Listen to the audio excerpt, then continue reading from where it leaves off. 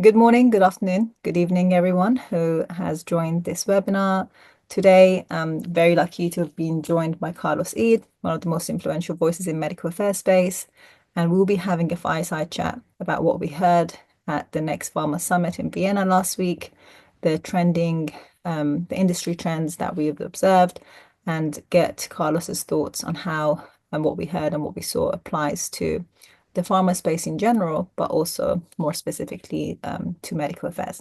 So, Carlos, really nice to see you again. It was really great to see you last week at Next. Hopefully, you enjoyed the sessions as much as I did and the meeting in general. And thank you again for joining us today. No, thanks a lot for this opportunity. It was really great seeing you last week. I think we had a really nice conference. It was very insightful, I would say, and the interactions were really great. And I look forward to our discussion today. Maybe just a very quick usual disclaimer that I do, that all views are expressed are my own, and they do not represent the views of my employer or anything to do with Novartis, where I'm currently the executive medical director for cardiovascular.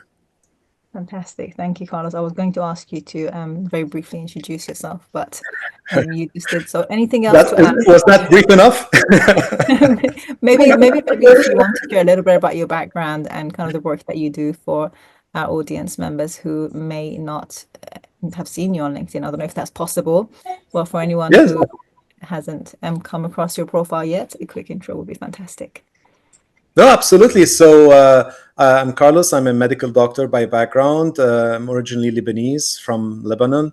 I've worked in pharma for almost now 14 years across different functions, mainly medical affairs.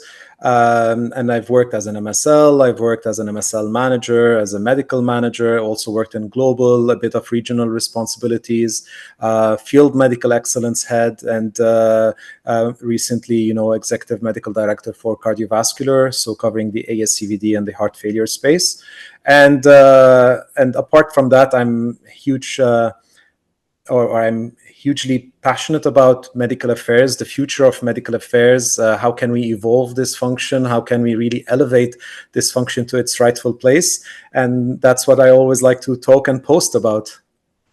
Fantastic. Thank you so much again for the intro and for joining us today. It's a really great pleasure to have you. And maybe I will do a quick intro for anyone who is new to the Sorcero webinars. I'm Zeinab Sulaiman. I lead the Medical Affairs Center of Excellence here at Sorcero. And prior to joining Sorcero, I held multiple medical affairs roles in-house at Pharma, where I worked on a number of different things, including AI applications for medical affairs, omnichannel systems, analytics, AI, and generally medical affairs operations. And I equally share Carlos's passion about the evolution of medical affairs in becoming a more strategic partner that we know medical affairs can be and should be, and all the steps that medical affairs needs to take in order to become that strategic partner. In many cases, we are seeing medical affairs filling those roles, but we know that there's still more work to be done.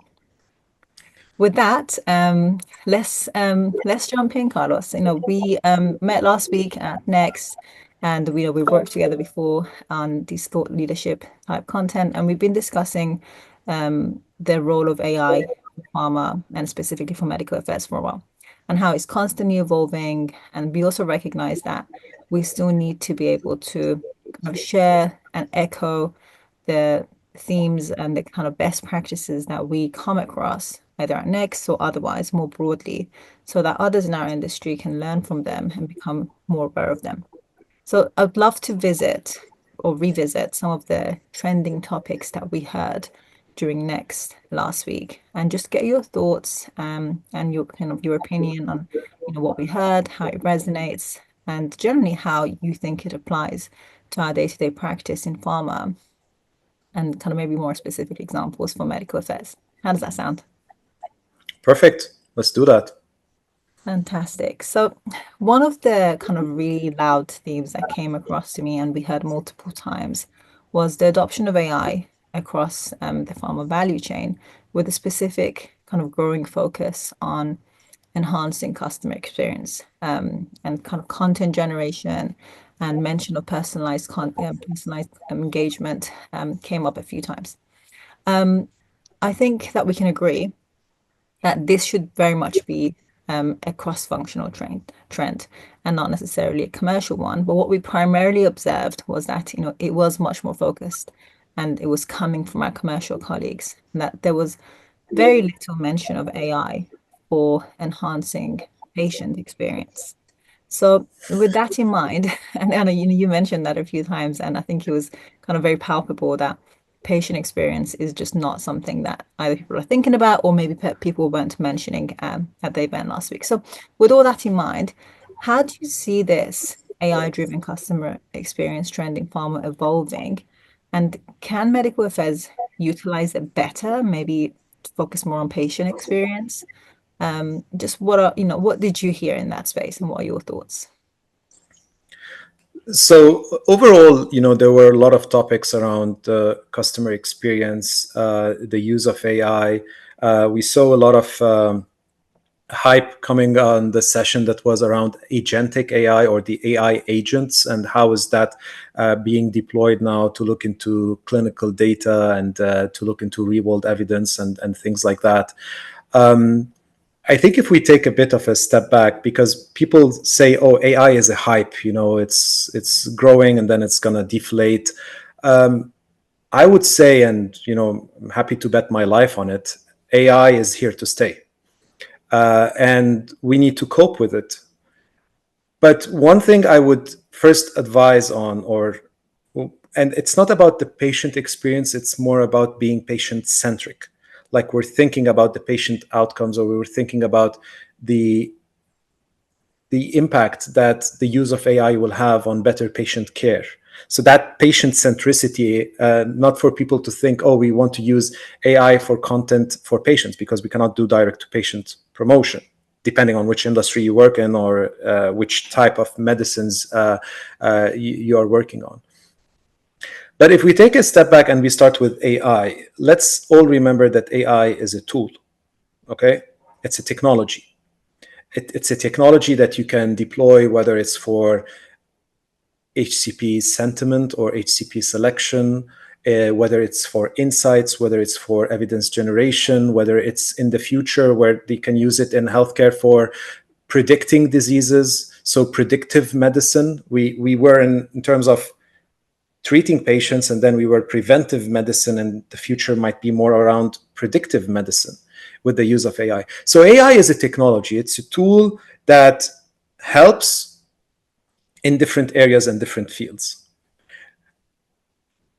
The first advice I would like to give today is, before you run into incorporating AI into everything, ask yourself first, what is the impact I want to achieve? Or what is the purpose for using AI? I can share my own experience on that first point. If I am working on, let's say in the past, I used to work on digesting insights coming from the field.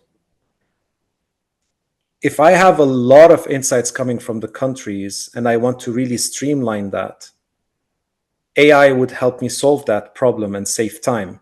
So then I would think about implementing AI, because there is a problem. AI holds a potential solution. Then I would explore that. So that's only one use case, and we can dive into it deeper. But one thing I wanted to deliver is that the topics were great and everybody was talking about the technology and the content, but let's not forget, first of all, to ask, what is the need, what is the impact, and is there a need to use AI, and where, so that it can help us or it can provide the most impact in our day-to-day work. That's really helpful, and it's great to hear your take on it. We also heard kind of where it comes to thinking about where AI should come in, and companies and teams deciding on, is AI the right solution? We heard a lot about either doing small pilots or just embracing on a full scale AI project, which has very clear kind of return on investment, not necessarily revenue investment, but return on AI investment, examples associated with it. And I think that is still an area that's not super clear for our colleagues across the industry where they're thinking about kind of crystallizing their use cases to your point, defining the problem statement, and then going in. Maybe they still aren't quite sure about whether it should be a full-scale project, POC, pilot. What advice do you have to team members who are thinking about really embracing AI? Because to your point, AI is here to stay, right? It's not going to go anywhere. And you have a really good quote that I quote you all the time on: people who don't embrace AI will be replaced by people who embrace AI. So with that in mind, what advice do you have for people who want to take the first step but just don't know where to start from? So when you're thinking about the first step, I also like to say it's like you get this shiny new car. Okay, let's say a Ferrari. Now they will say I am promoting Ferrari, but you get this shiny fast car, and actually you don't have a road to drive that on. You live in the mountains, and it's all like an off-road trail that you need a 4x4. You don't have a driving license, and you don't have fuel, but you have that car parked. So one advice is, don't just buy or go and get AI to say, oh, we have AI now, if you're not ready for that. And what do I mean by ready? Readiness comes in different shapes and forms. So one readiness is, do you have quality, data quality? So let's say, again, I'm taking insights as an example. If you're not capturing good data, you don't have a platform that captures good data, you're not into social media listening or creating reports that you want to plug into that machine or that AI technology, then that's the fuel for the car. You need good data for AI to help you get good insights or good next steps or actions that you need to do. So because as we say, crap in, crap out, right? In a very political way. So first of all, you need the data quality. So do you have quality data?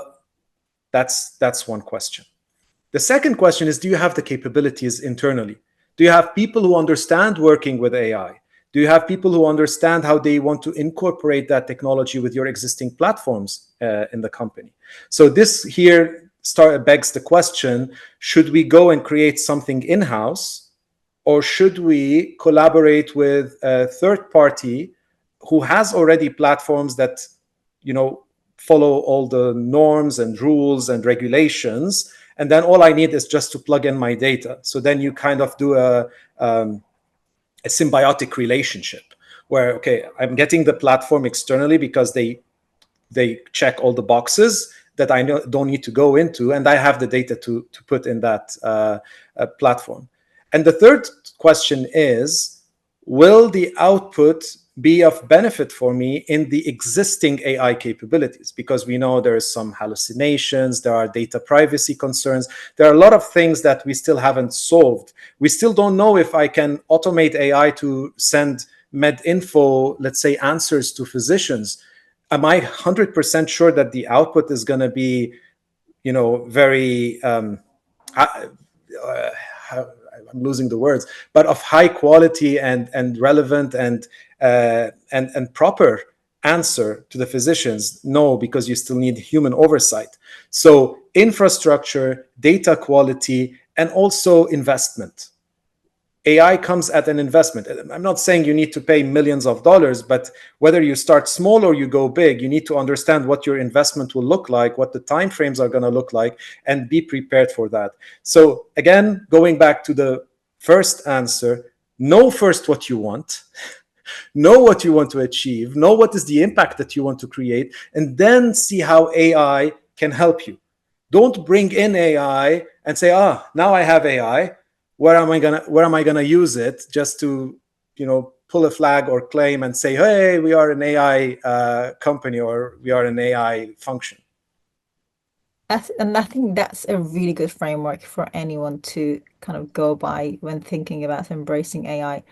Some of the conversations I had last week with certain colleagues across the industry indicated that there is this rising trend where companies are trying to kind of maybe take hold of how AI is being rolled out or utilized by their employees. So they have the maybe the in-house chat GPT, the kind of closed loop chat GPT, or um, what's it called? Autopilot? Copilot. Copilot. Not autopilot, Copilot. Or kind of these other kind of broad use AI tools that they kind of roll out with very little maybe training or direction on the use cases of how they expect people to use it or what should be the relevant output, what proportion of AI versus human touch does it need. Maybe the adequate investment hasn't been put in to really upskill people to use these tools. So people end up having a relatively negative first experience of using AI in a workplace, and then they give up or they think AI is just not for me or applicable to what I do. I should stick to just doing things the manual way or a kind of very human focused approach. What do you think about kind of those situations? And what did you hear last week regarding the rollout of those kind of tools? And what can we do to try and maybe upskill or change the way we approach these kind of more off-the-shelf generic tools that are becoming available in pharma? So it's all about the experience, right? So let's say we're in a hypothetical company where Copilot is now available. Some people might try to use it, so you always have the early adopters, and then some people are like the laggards who say, this technology is not for me. But having these forums where you can share the experience, like if I share an experience that I had a 2 hour call with countries where they shared a lot of insights during that call. Copilot was very helpful on MS Teams by summarizing all the discussions that we had and creating a report at the end that was very useful. Now, of course, you still have to have human oversight and make sure that everything is correct, but at least it did half of the job for you. Or you get someone telling you that, oh, we got this AI platform for insights management and it really helped. Or you have, oh, we got AI for a human avatar for medical information where we put data and we restricted the access of that AI to that data. So that goes back to infrastructure and the correct data and avoiding hallucinations. So the certain guardrails that you can put in place, and it was really useful. So when you share those use cases and people have these discussions, this helps a lot. And I've even on my personal side, like I've heard of people telling me like, oh, I used, for example, Canva for presentations and it was really helpful. Well, I tried it because I heard it from someone and I found, oh wow, okay, it is really helpful. It is nice. And then I started being curious and looking at and other platforms. So the key thing is to have the curiosity to try and not to be scared and not to be afraid, and also to again focus on what is the outcome that you want. I see a lot of people focusing on, oh look, I made a great picture of a butterfly climbing a tall building. Okay, that's great, but you're just having fun. Think about how you can use AI to impact your day-to-day work and save you time, whether it's note-taking, whether it's reviewing emails, whether it's reviewing documents. It's like how I say, your your overpowered or over caffeinated assistant, right? That really does the work for you in the background while you use that time that you're saving to focus on more pressing issues. And we will see AI in MLR, we will see AI in content creation, we will see AI in evidence generation. It's gonna come. And some companies are at a different pace from others, but it's never too late to start. It's never too late to start experimenting, starting small, choosing maybe one niche area. Don't overwhelm yourself. Oh, I need AI in everything and every single task I do every day. Just choose one niche area, experiment, try. And I don't need to say that. Make sure that you're in a company or an environment that embraces also failures or embraces pilots that did not work.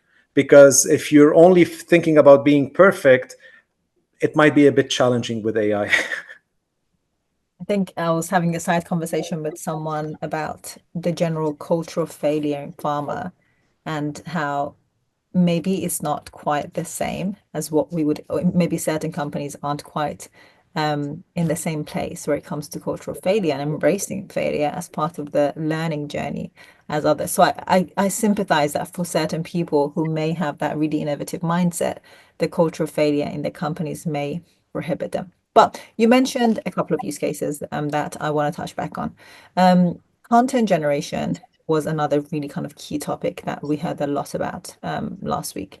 And I think the content generation spectrum is pretty broad, right? Like it goes from, using Copilot for summarizing calls or report generation, all the way to very sophisticated, kind of intelligent content curation and recommendation engines that can be used to really enhance that strategy around customer engagement or stakeholder engagement. What did you hear, and what are your thoughts about the kind of the changing trends in content generation, and what do we need to be mindful of, conscious of, as we learn more about AI for content generation in general? So it's a no-brainer that you can use AI for content generation. You go into ChatGPT now and share with him a publication and tell him, share with me a summary of that publication. It will point out, the key things that you need out of it. But again, you have to have human oversight and check, is it correct? Is it accurate? Were there other things that maybe made more sense? So we will see more creation maybe of slide decks, creation of promotional material, creation of medical education slide decks or summaries or scripts or things coming from publications. I won't be surprised to see a way where you can have AI summarize a congress for you. With what were the key takeaways or the key sessions or the key discussions by having a certain AI agent watching all the videos of the presentations that were done and creating a summary. With the pace that we're looking at AI, just dream and think, and it might come true. You might never be wrong. But I'm hoping, and my message here on the term of content creation, it's great, okay, that AI can generate content, but hopefully you use the time that you're saving for something important, and it's not that you overdo it. I don't know if this was very clear, but let's say you create certain content for a medical triggered email. The time that you save by using AI, use it to do other things that medical affairs does, and not say, oh, I did it in 5 seconds. Let me generate 20 MTEs and push them on my physicians, right? Because if things are speeding up, it doesn't mean that you need to also pressure your stakeholders with more and more and more and more and more content. And this was a theme that we were talking about, that, okay, it's great. We're focusing a lot on content. We're focusing a lot on creating, but do we have sufficient insights that stakeholders need all that content? And they need all that information being pushed on them, whether it's AI generated or not. Do they need that frequency and that load of content pushed on them? Mm-mm. And if I can just share with you very quickly a potential use case, I'm not saying we're doing it, but a potential use case. So if we look now, let's say you have a publication coming up, and then you have a medical writing team who are going through that publication, thinking about the key themes or the key messages they need to get out of this publication. And then you have also your medical team, the psychoms team, looking into the creation of the slide decks and putting the graphs and putting everything, preparing the content, preparing an email that you will send out to the countries. This takes a lot of work. And sometimes from a publication to having all the material, it takes a couple of weeks. So imagine we are at a place where AI is kind of reliable enough to just share a draft of the publication or the actual publication, and then it creates all the sets for you. It tells you this is going to be the email, these are going to be the key messages, this is a recorded video training where you have an avatar doing the training on that publication, this is a slide deck, these are MTEs, and you can do it with a click of a button. So this could be potential future when we think about content creation, and I'm sure there are more ideas and maybe things that might be more innovative than that. That's a really good use case around kind of content generation that where it applies to publication, because most of that kind of, I guess, byproduct content type where it comes to publications, they're a standard format, right? They're the kind of content that you would always have to create associated with a publication. So an AI has been proven to be able to take at least a first stab of generating that kind of content. The other use case that came to mind as you were speaking was medical information and the kind of work that they need to do, generating SRDs and SRLs, and quite a lot of labor intensive repetitive steps that takes a lot of very detail oriented attention to be able to look through various sources, generate responses, customize the responses, and then being able to respond to very specific queries. Um, have you seen many examples of AI being embraced for medical information purposes? It seems like a really obvious use case to me. So I'm just wondering. Well, again, I cannot go into specific Yeah. examples, but definitely it's an area of huge interest for the use Mm, of AI in different formats, whether mm, it's the generation of responses for mm, queries that come in, where you have this automatic generation.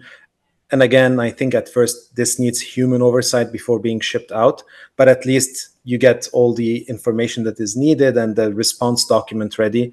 Another use for medical information, I could see it at medical booth at congresses, where you could have an AI avatar that converses with physicians. So they come, they ask any question. But again, there should be certain guardrails and making sure that this AI is feeding off very specific fenced content. data so that it doesn't go rogue and hallucinate. So these are two cases that we already see, vendors creating stuff around that, and companies embracing that. So this top of mind could, and I mean, we have people on the call. I would love to see them in the chat function, maybe share some use cases that they feel are important, or maybe some ideas or some things that they would like to mention or add on top of what we are discussing. Yes. Yeah. Any examples from any of our attendees' use cases would be fantastic for us to hear or expand upon. Okay. The other use case I heard quite a lot about that you've already touched on, and I want to kind of maybe dig into a little bit deeper, is the use of AI for insights analysis. And whether that's Yeah. medical insights, commercial intelligence, wealth of market research and ATUs that we know our cross-functional colleagues sit on, or any other source of data and insights that Pharma owns, and we know that it's plenty across all the different functions. We always used to see that data set either be ignored or very manually processed, and therefore the value of the data was almost hardly touched upon. But during the next last week and in general, we're seeing a lot of very tangible examples in this space of how AI is being applied to really enhance insights and analytics. But despite that, it still doesn't seem to be a fully embraced concept across our industry. It seems to me like it's the most obvious thing to be able to use AI for insights analysis, but it still doesn't seem to be as broadly embraced. Can you share your thoughts? I know you shared some really good examples and case studies during your panel and your discussion on this, but would love to hear maybe for our audience as well, what you heard, what you shared, and what you see the benefits of AI for insights to be in this space. Okay. So when it comes to insights, that's a topic very close to my heart. Um, and again, one thing to clarify: AI is not new. Okay, AI has been there for ages. Even if you look at Google, when you try to type something and then it completes the statement, that's a form of AI. AI has been used in drug development for many years now. The hype started with Gen AI, right? Generative AI, where you can converse, where you can ask a question, get a response, and then elaborate on that or ask it to summarize things. So this is the hype. So when it comes to insights, I've witnessed, if you want, three different ways of doing insights. So there's the manual one, where you get every quarter, you extract from the CRM thousands of notes. Again, I'm talking here at a global or international level. I'm not talking about the country specific. In countries, maybe it's much, much, much less than that. So you extract all that data and then you send it to the medical writers, and then they spend around 2 weeks to summarize all the input. It's all human, so apparently there's going to be bias. They might disregard a few that they think are not relevant. Then they will put for you all these topics, nice shiny slides and everything, and what are the themes that are emerging. And then you have a discussion, and then you have your action plan. It's very time consuming, right? And in terms of resources as well. Then there was another kind of evolution to that, where you extract that data and then you give it to a third party that uses NLP and also plus medical writers. So they first put it through the NLP, and then the medical writers make the nice shiny slides. This also requires time and effort and resources, but it's a bit quicker than the medical writers.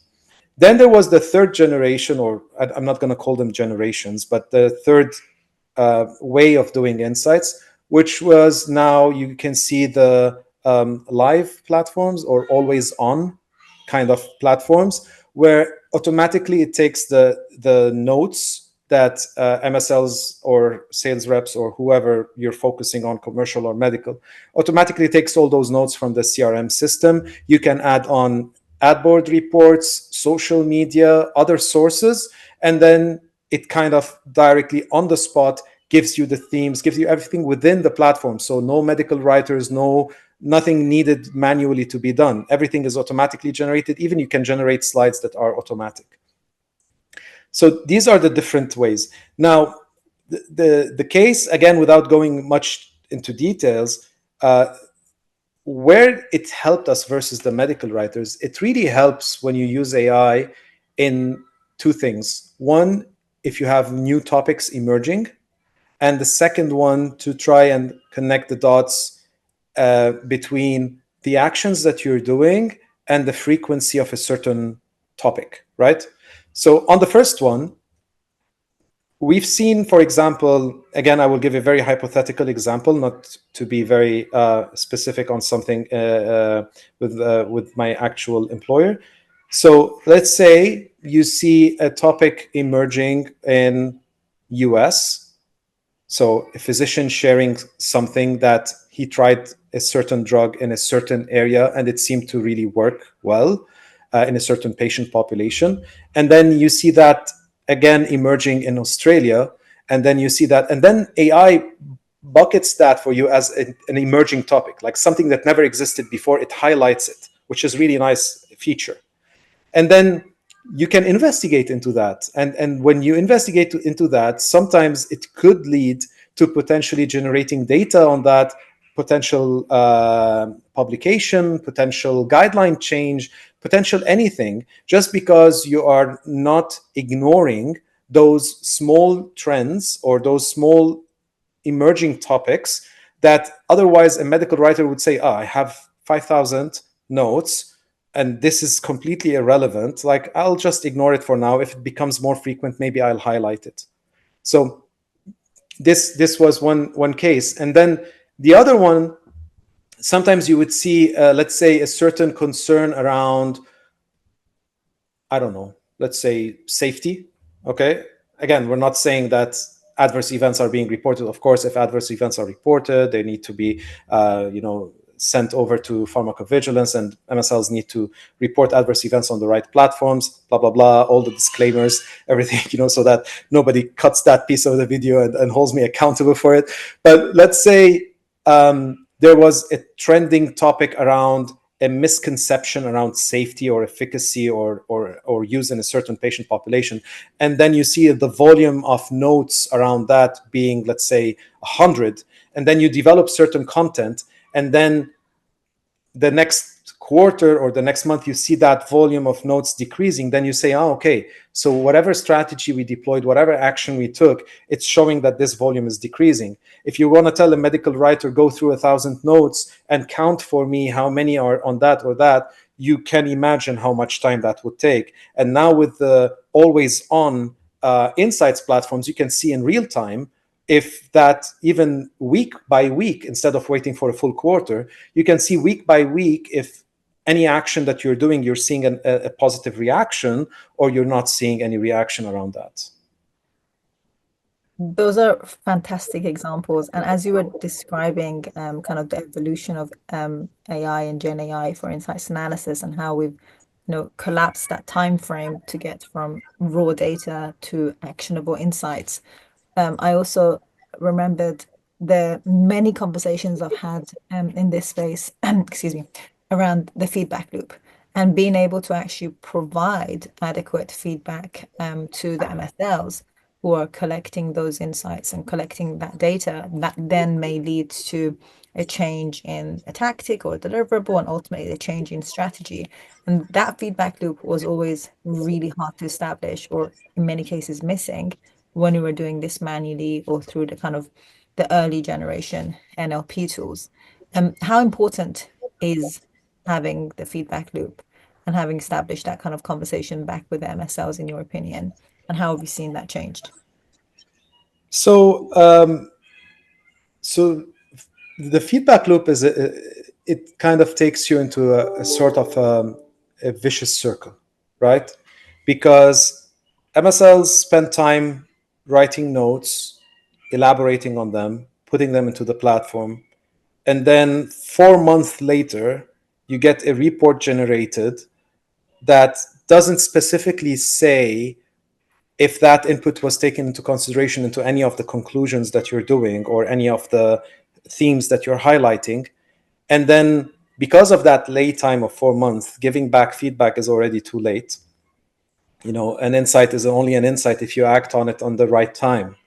And then when you don't provide feedback, MSLs get demotivated, and then they might start putting less and less input.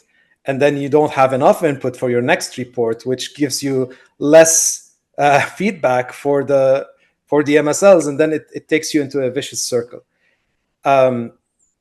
Two things are important. One is making sure MSLs understand what they need to put into the system. This is why I might be a unicorn here, and I always use that term. But MSLs don't gather insights. Okay? I know I'm going to be attacked on that, and I'm ready for it. MSLs do not gather insights. MSLs gather information, intelligence. And then if that information and intelligence leads to an aha moment or a strategic finding or an action that needs to be taken, then and only then it becomes an insight. You might have a certain idea or an objection from a physician, and then it comes from another physician, and then another physician, and then another country, and this develops into an insight. So MSLs, it's very important that they put sufficient information or intelligence into the system, and they answer the why questions. So don't put something like, physician used the drug and he's happy. Okay, why is he happy? Why? Well, he's happy because it had the efficacy he was looking for. Okay, what was he looking for? What exactly? It helped him reach the certain target or goal of therapy. Okay, so elaborate. Always make sure you elaborate so that the data becomes, and we go back to the first thing I mentioned, quality in, quality out.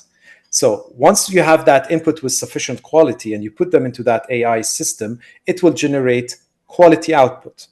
And the nice thing about the AI platforms, or the ones I've had a look at, is that whatever topic or theme emerges from that AI platform, you can actually click and see what input or what specific verbatim or text led to that topic.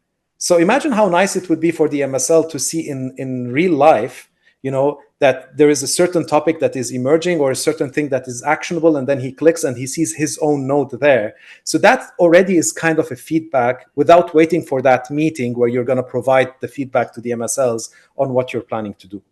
Exactly. And that's a really good example of how technology, evolving technology, is kind of collapsing that feedback loop because they can essentially see how their direct input has led to that insight. And I completely agree, by the way, on your um, kind of breakdown of insight versus informational intelligence. I think that's a really important differentiation that we need to continue to reestablish and remind ourselves.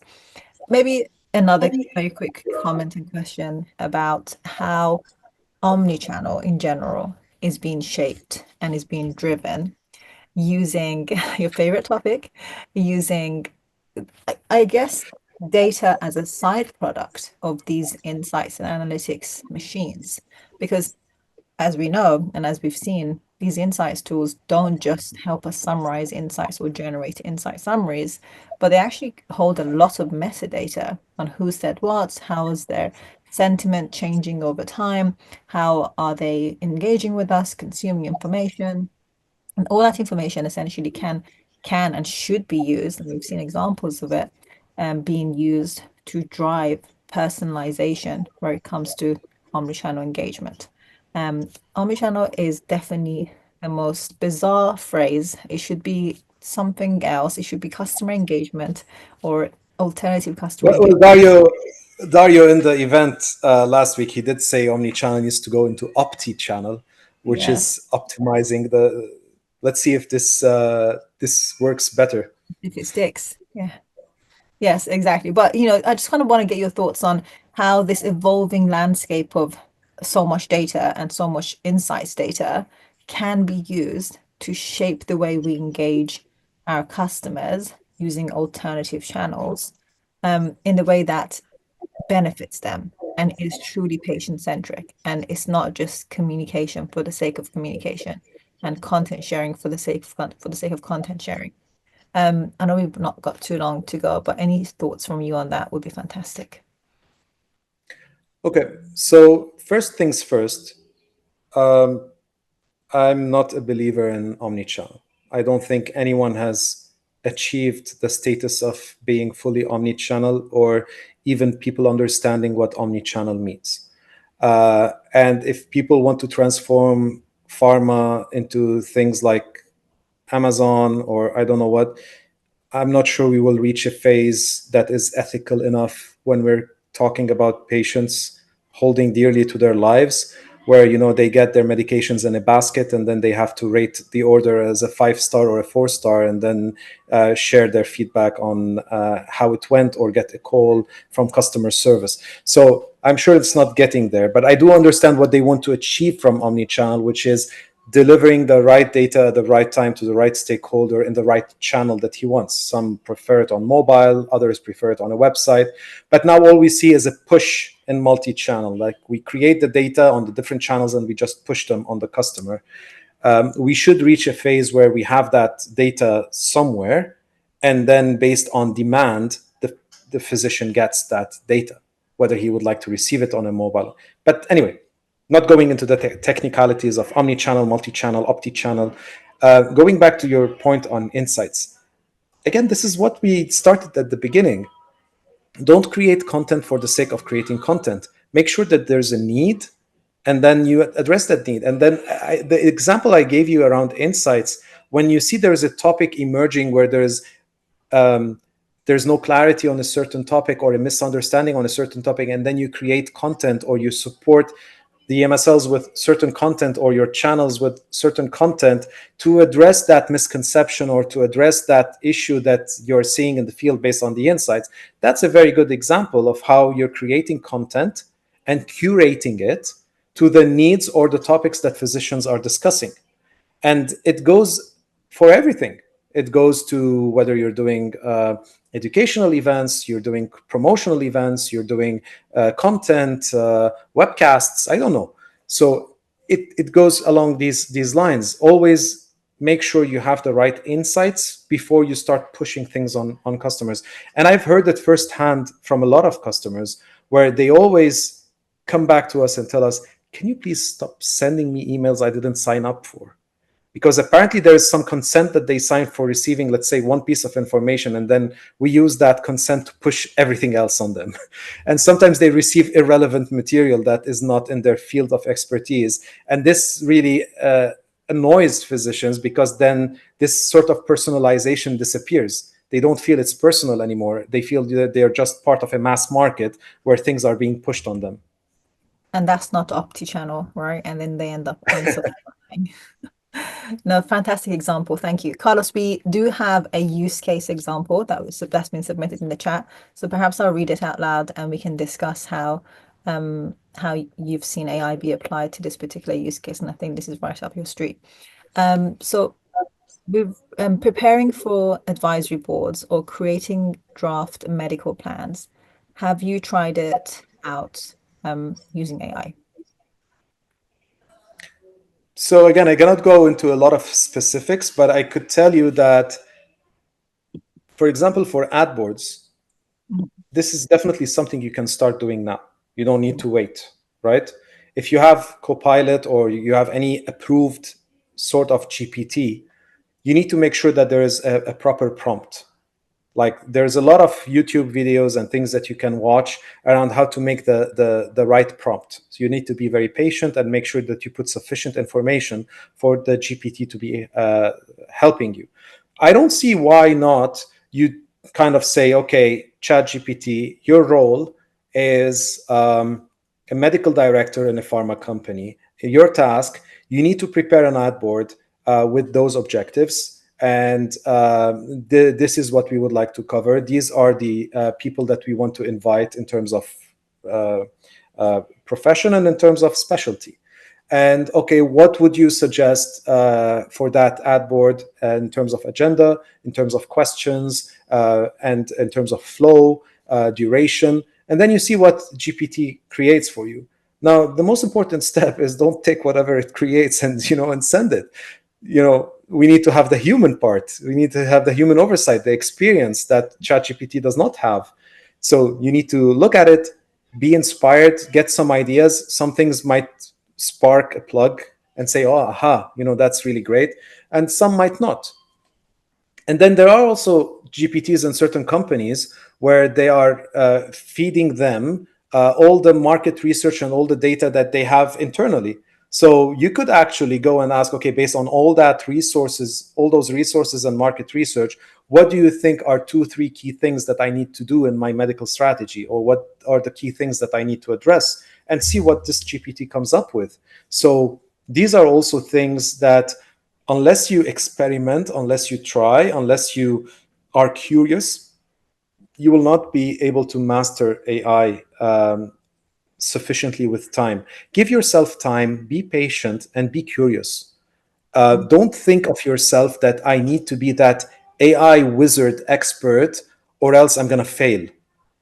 Everybody starts somewhere. Okay. So don't be afraid to start somewhere. No, that's really good advice, and I think a really good example of just being able to utilize what many have at their fingertip to support them with ad board planning. And maybe just to add on to that, kind of building on the example of having these insights engines where all the various sources of medical insights are being housed in one place. Those are also a really good place to actually refer to better understand gaps in understanding of certain topics or maybe arising trends that are just coming up in one or two countries. To your previous example about, it's come up a couple of times in Australia, maybe a couple of times in Europe, but we don't know if this is still an actual gap in knowledge or a topic that we need to be discussing more broadly. So consulting your AI intelligence engine for kind of advisory board topic analysis and identification is also a really good use case. And in addition to that, because there's a lot of metadata on who we've engaged, KOLs, HCPs, etc., it does also then serve as a KOL engagement strategy tool because we can identify and understand who are the KOLs who have a really loud voice or a really strong opinion on these certain topics that you now want to run an advisory board on, and actually have a data-driven approach to identifying who you want to invite. Again, it also depends on the country specifics. There are some countries where you cannot share specific KOL data. You cannot go into data that kind of identifies who's the doctor who shared that information. There are countries where you could actually have that personal level data shared. So again, identify the need, identify what you really need to achieve, and then use AI to help you achieve that, don't bring in AI and then let AI use you to find a use for it, right? So AI works for you, you don't work for AI.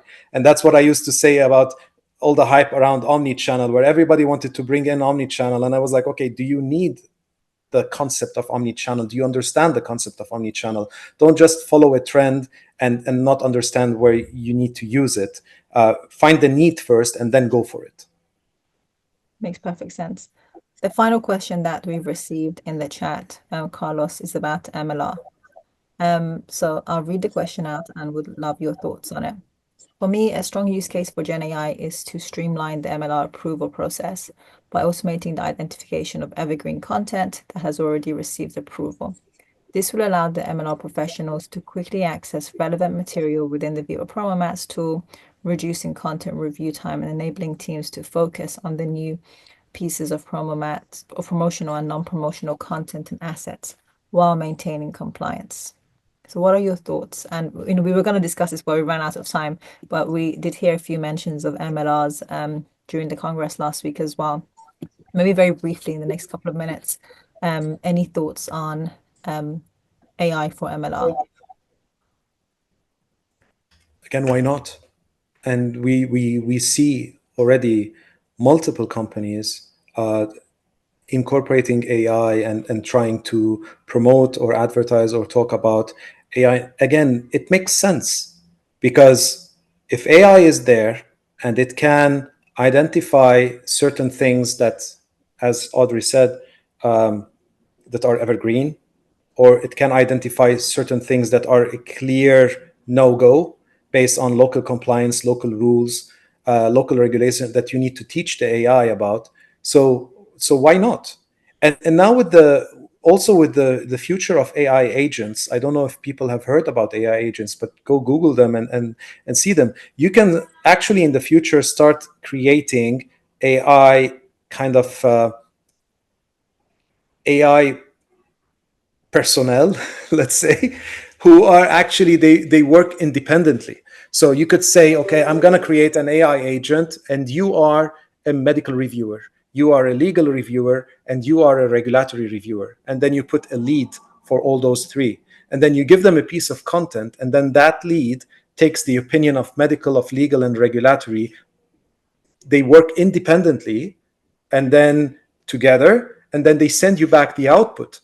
This could be the future. And I don't see why not, because already we saw examples where it's being used in data generation. So why not also seeing it in MLR? But again, human oversight will still be needed because MLR is something that is very critical for patient safety, to make sure that our messages do not harm patients, that it's accurate, that it's abiding by the rules and regulations, because there could be severe consequences if you get content out there that is not compliant. I've seen many companies get into trouble for the lack of review and approval process and regulations. But that was really helpful and a really kind of good summary of how AI can be applied to MLR. And for those who perhaps don't follow Carlos on LinkedIn, please follow him because he will actually be speaking about AI in MLR in a couple of days. So there'll be a much more extensive discussion from Carlos on this topic in a couple of days. So definitely a hot topic and definitely something that our industry should be discussing and taking a lot more seriously. It's a really, I think, obvious use case of AI across our medical and commercial teams.